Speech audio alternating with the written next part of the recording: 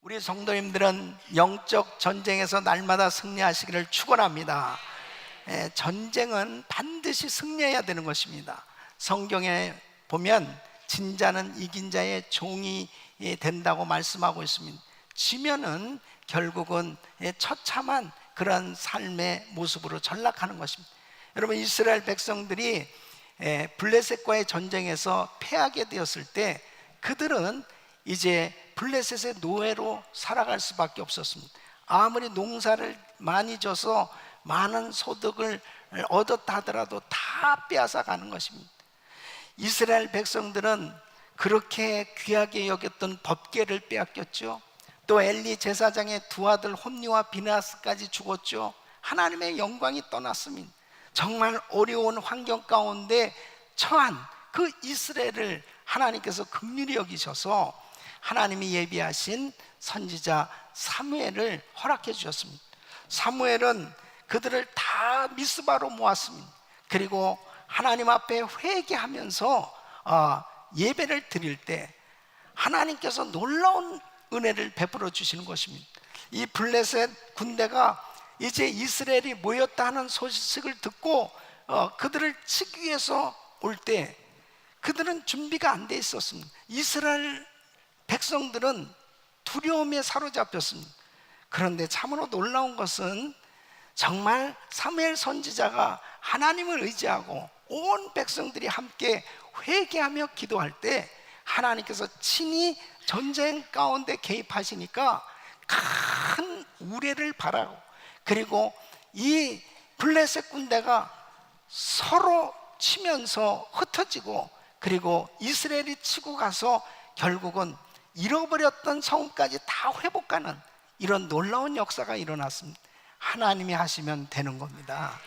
그래서 정말 이 영적 전쟁만큼은 반드시 승리해야 잃어버렸던 것들을 회복하고, 그리고 하나님의 영광을 보는 그런 삶이 되는 것입니다.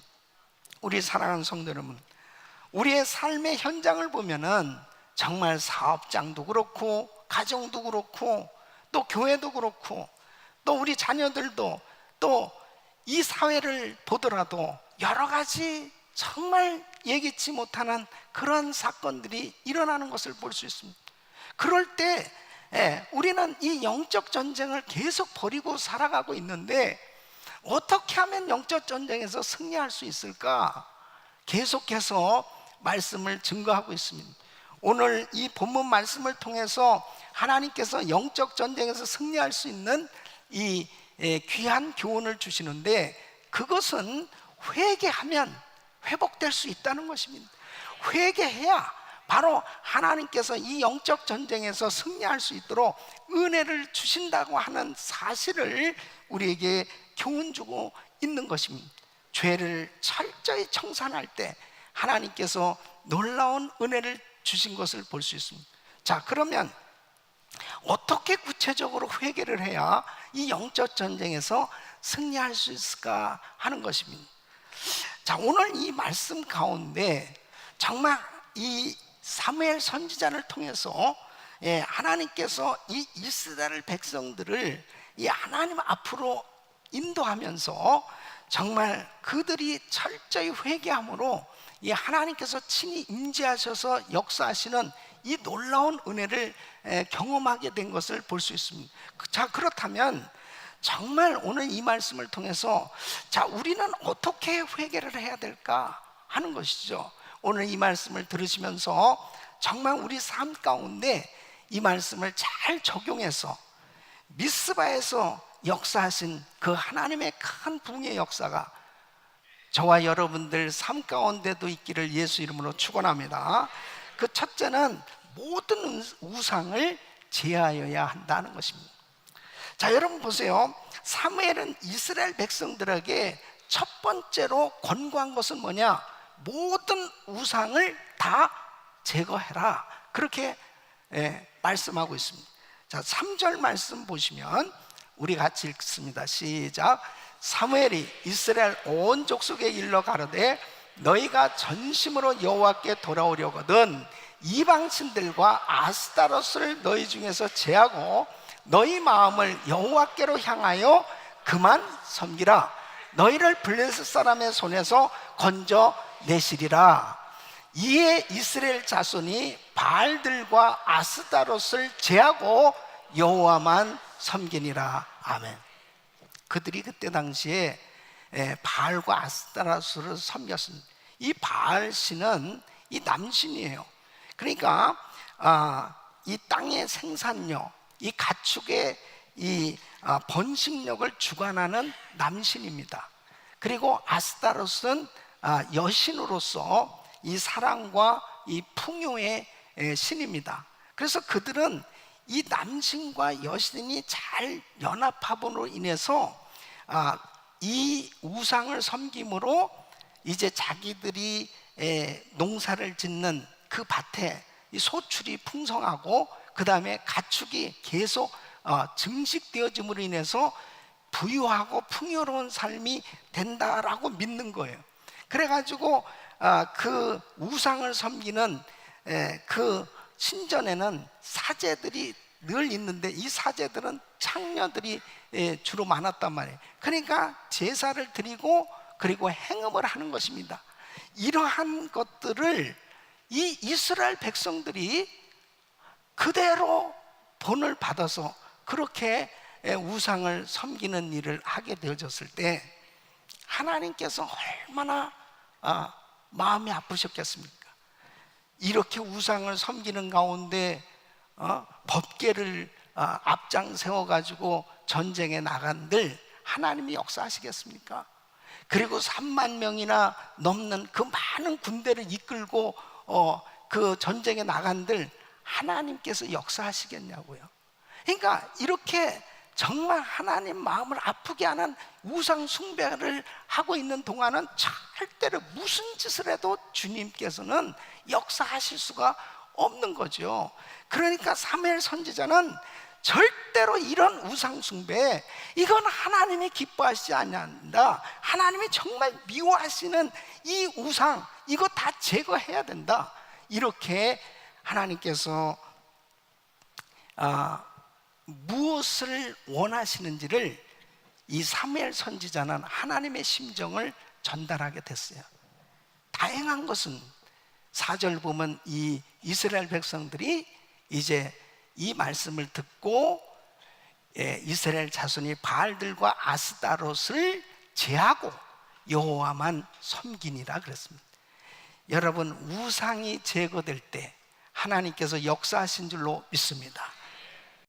그러니까 3만 명의 군사가 가도 안 되고 법궤를 가지고 나가도 전쟁에서 질 수밖에 없었던 이 이스라엘 백성들이 전쟁 준비도 안 되고 아무것도 없는 그런 가운데서도 하나님이 역사하시니까 승리하더라 이거예요.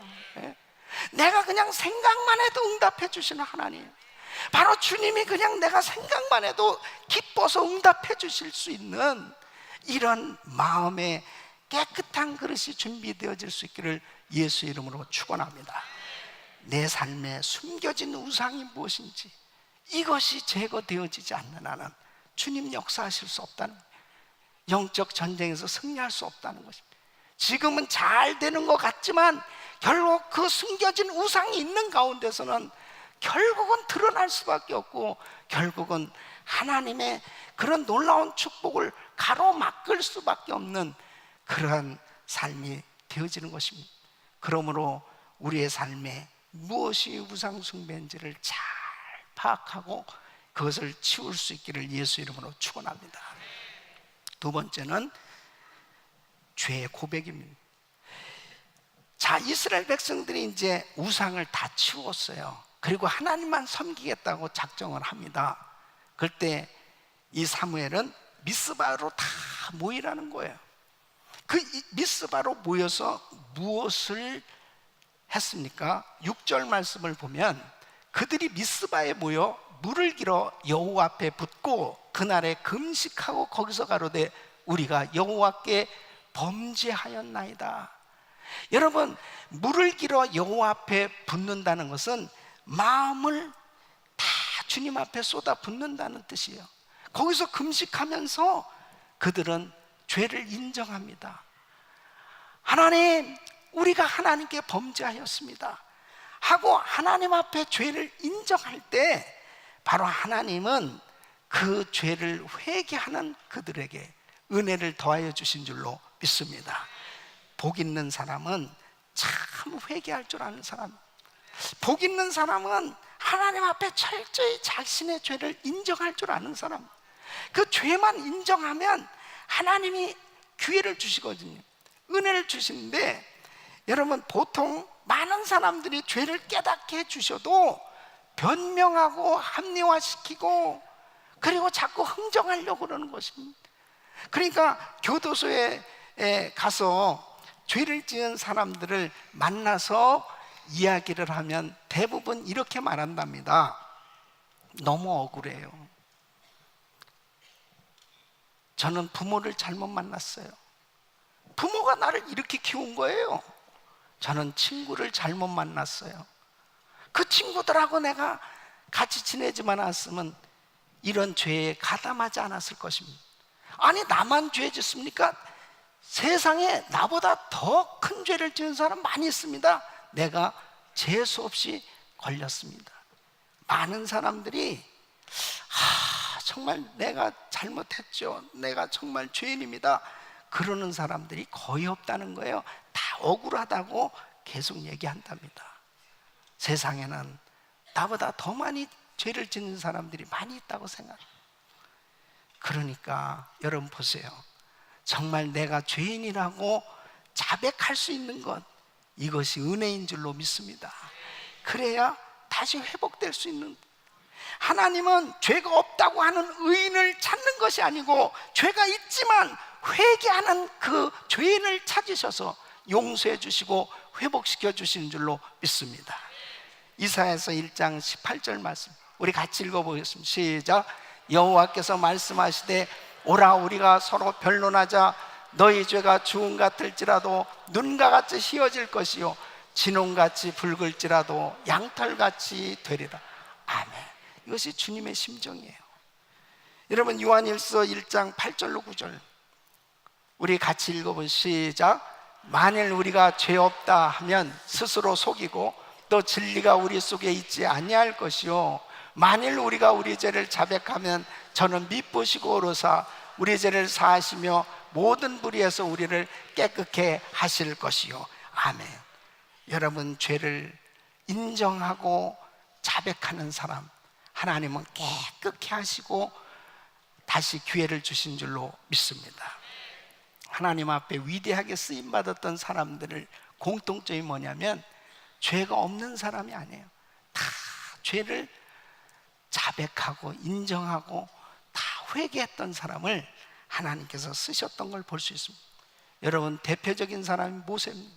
하나님 앞에 모세는 출애굽기 32장 31절 보면 이스라엘 백성들이 금송아지 만들고 큰 범죄를 저질렀습니다. 그때 하나님 앞에 나가서 이렇게 기도합니다. 여호와께로 다시 나아가 여짜오되 슬프도소이다. 이 백성이 자기들을 위하여 금신을 만들어 싸우니 큰 죄를 범하였네. 그러면서 하나님 앞에 자신의 생명을 맞바꾸는 기도를 하면서 정말 백성들의 죄를 끌어안고 회개하면서 기도하는 모습을 보게 됩니다.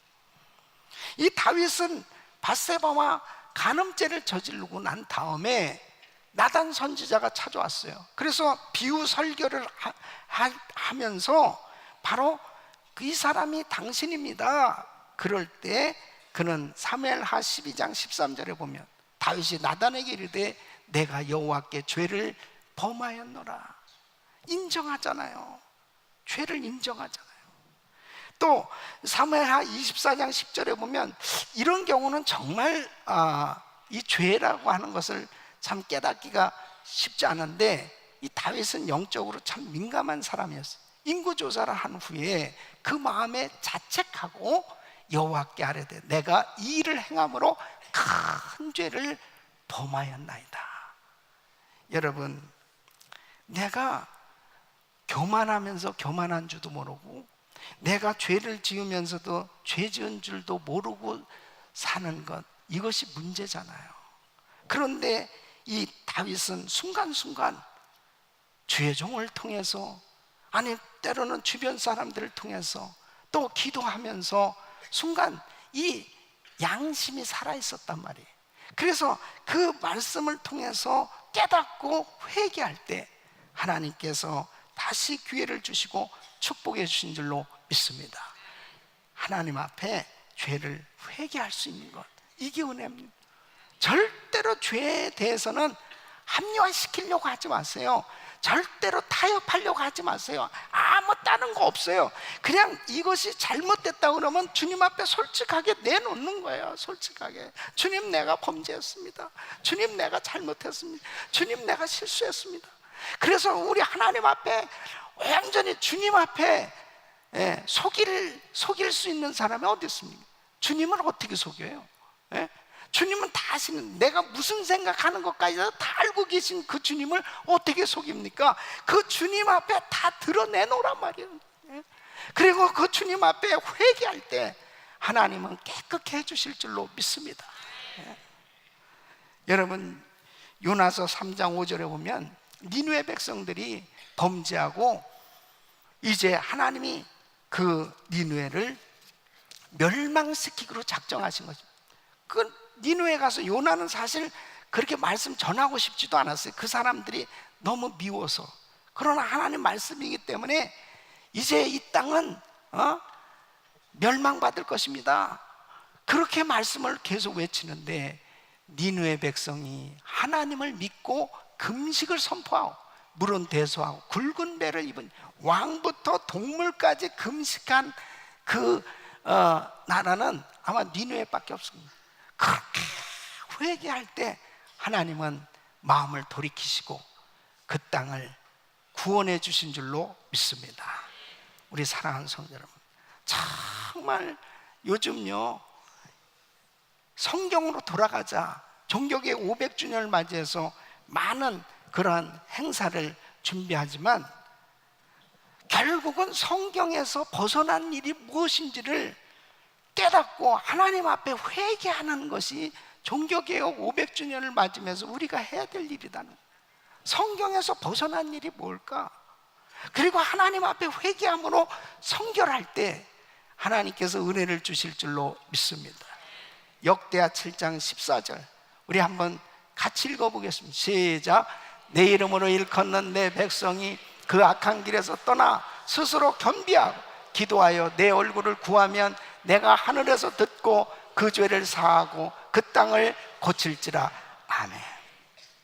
세 번째는 하나님의 구원을 전적으로 의지하고 부르짖어야 한다는 것이죠. 여러분, 자, 위기 가운데 지금 이스라엘 백성들이 미스바에 모였어요.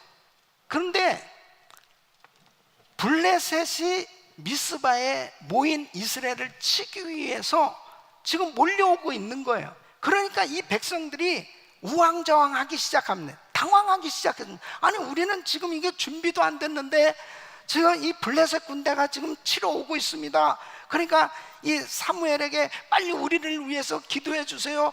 자, 하나님 앞에 기도해 주세요. 뭐 난리가 났습니다. 그런데요, 사무엘의 자세를 보세요. 사무엘이 어떻게 합니까? 9절 말씀 보면 사무엘이 전 먹는 어린 양을 취하여 온전한 번제를 여호와께 드리고 이스라엘을 위하여 여호와께 부르짖음에 여호와께서 응답하셨더라. 여러분, 정말 도무지 상황적으로는 불안하고 위기고 그리고 마음 편안하게 예배할 수 없는 그런 현실이지만 사무엘은 하나님 앞에 최선을 다해서 예배를 드리는 모습을 볼 수 있어요. 우리 사랑하는 성도님, 이것이 진정한 주님을 의지하는 자의 모습인 줄로 믿습니다. 하나님이 권능의 손으로 건져주셔야만 된다는 걸 믿으니까 바로 그는 하나님을 바라보면서 제단을 쌓을 수 있었던 겁니다. 오늘날 우리 성도님들이 진짜 여러 가지 어려운 환경을 만나게 됐을 때, 그때 목사님, 내가 정말 어떻게 교회 가서 편안하게 예배를 드릴 수 있습니까? 지금 내가 이런 어려운 상황 가운데서 어떻게 그냥 기도하고만 있겠습니까? 그렇게 안절부절할 수밖에 없는 상황 속에서 먼저 찾아야 될 것은 하나님인 줄로 믿습니다. 주님 앞에 먼저 예배할 수 있는 것, 이것이 먼저 그의 나라와 그의 의를 구하는 것. 하나님만이 나의 문제를 해결해 주시고, 우리 가정의 문제를 해결해 주시고, 나의 삶의 문제를 해결해 주실 수 있게 그 하나님을 먼저 찾고 그분을 의지하고 그분 앞에 부르짖는 자에게 하나님께서는 구원의 역사를 일으켜 주신 줄로 믿습니다. 어제 저녁에 우리 권사님에게 전화가 왔습니다. 목사님, 제가 몸이 아파가지고 병원에 가서 검진을 받았는데 폐암 4기라는 거예요. 저는 폐는 건강하다고 생각했는데 어떻게 폐가 이렇게 안 좋아졌는지 모르겠습니다. 그러나 우리 교회는 죽은 자도 살아나고 하나님의 기적이 많이 일어나는 우리 교회, 목사님이 기도해 주시면 고침받을 줄 믿습니다.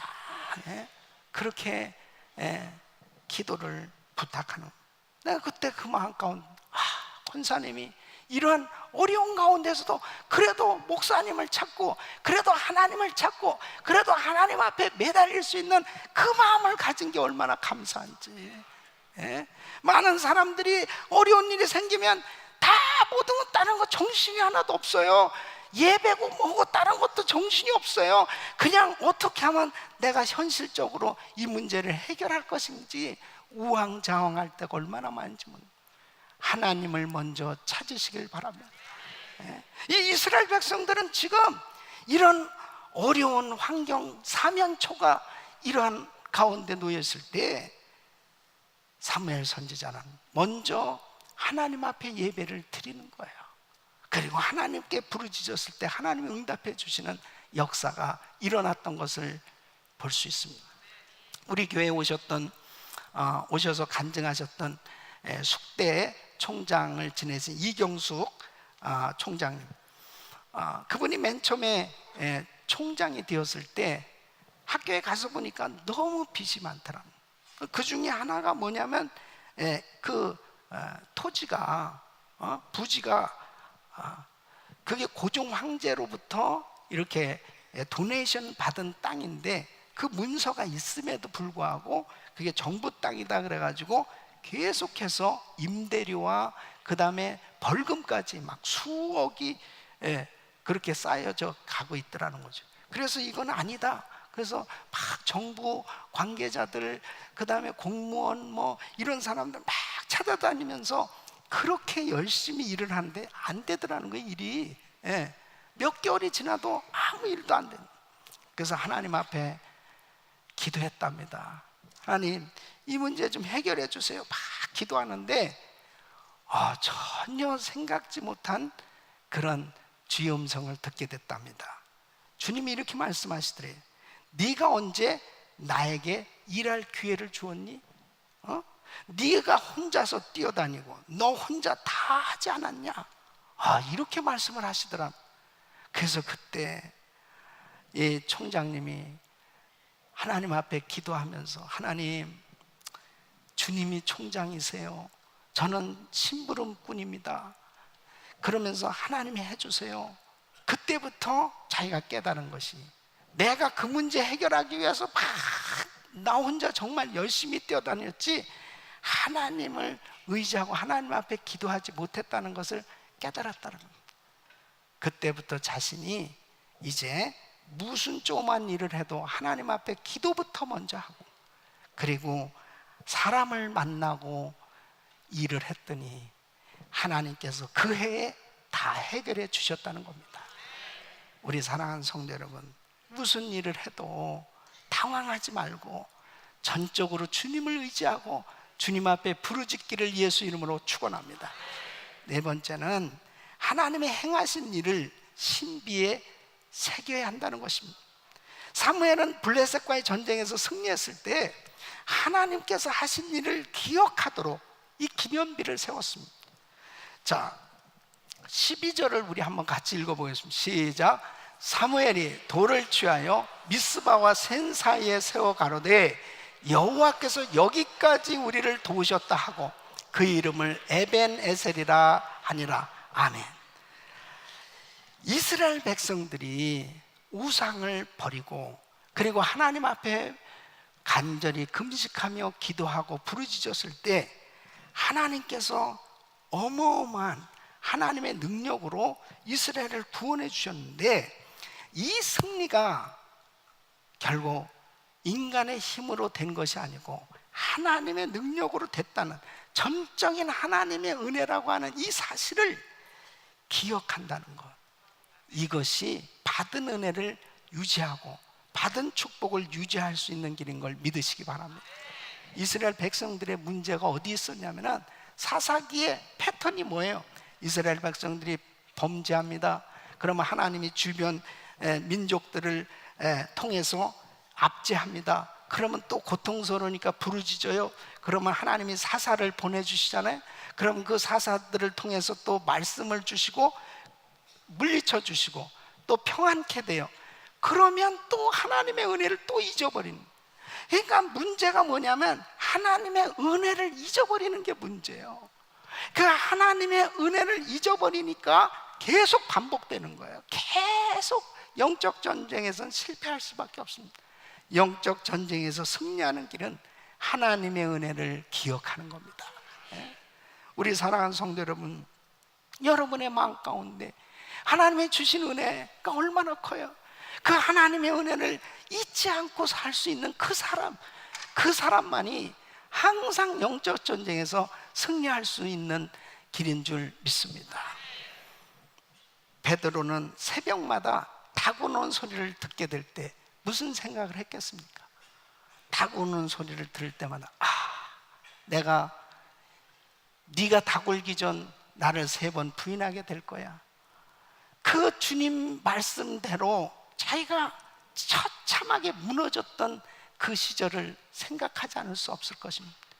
그런데 하나님이 다시 나를 회복시켜 주셨지. 너 절대로 시험에 들지 않도록 깨어 기도하라고 주님 말씀하셨을 때 우리는 얼마나 졸며 잤나. 그런 생각 가운데서 나는 이제 더 이상 무너지지 마야지, 주님을 더욱더 의지해야지, 더욱더 깨어 기도해야지 다짐하고 다짐하지 않았겠습니까? 유럽의 어느 교회를 방문했는데요, 그 교회 앞에 보니까는 닭 형상으로 조형물을 만들어 놨더라고. 이 닭을 왜 여기다가 만들어 놨냐, 무슨 사연이 있냐.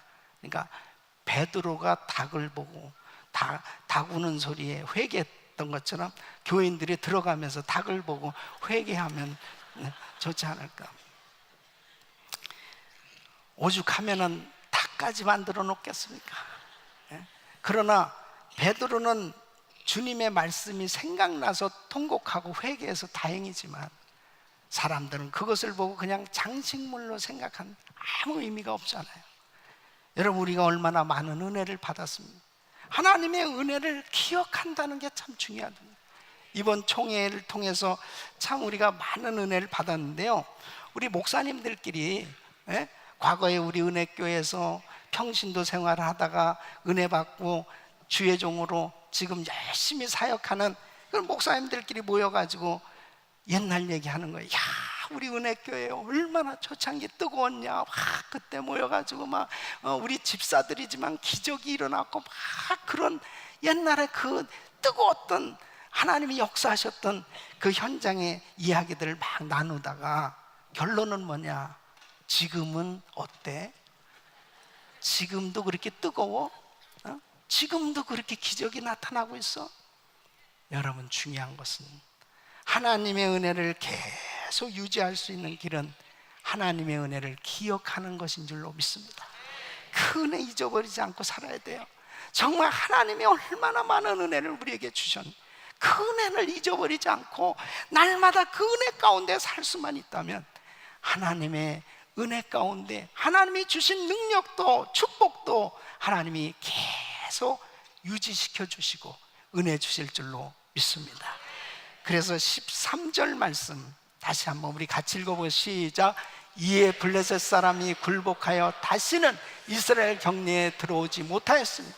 여호와의 손이 사무엘에 사는 날 동안에 블레셋 사람을 막으심에 블레셋 사람이 이스라엘에게서 빼앗았던 성읍이 에그론부터 가드까지 이스라엘에게 회복되니 이스라엘이 그 사방지경을 블레셋 사람의 손에서 도로 찾았고 또 이스라엘과 아모리 사람 사이에 평화가 있었더라. 아멘. 회복되고 도로 찾았고 평화가 있는 것, 하나님의 은혜 잊지 아니하고 에베네셀의 하나님, 여기까지 도우신 하나님, 그 은혜를 기억하고 살 때 날마다 승리하게 될 줄로 믿습니다.